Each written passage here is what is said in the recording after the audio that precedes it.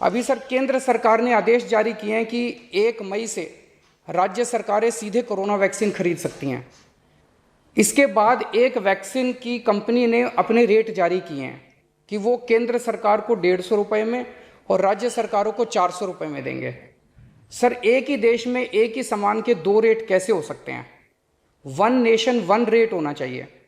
सारे देश को एक ही दाम पे वैक्सीन मिलनी चाहिए।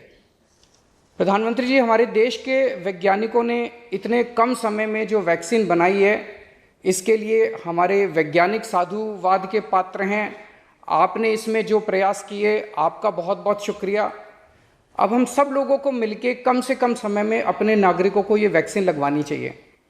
इसमें केंद्र और राज्य सभी सरकारों को हमको मिलके काम करना है। अभी सर केंद्र सरकार ने आदेश जारी किए हैं कि 1 मई से राज्य सरकारें सीधे कोरोना वैक्सीन खरीद सकती हैं।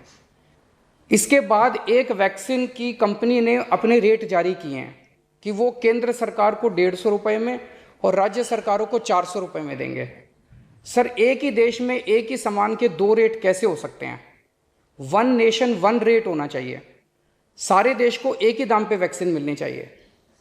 अगर देश एक है तो वैक्सीन का दाम भी तो एक ही होना चाहिए।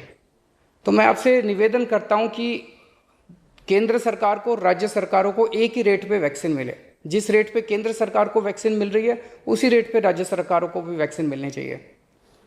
सर हर एक जान हम सब लोगों के लिए कीमती है। हमें ये एहसास हर भारतीय को इस वक्त कराना होगा। इसलिए मेरा मानना है कि देश में सबको दवाई, सबको वैक्सीन और सबको ऑक्सीजन मिलनी चाहिए, और बिना किसी विवाद और बिना किसी रुकावट के ये मिलनी चाहिए।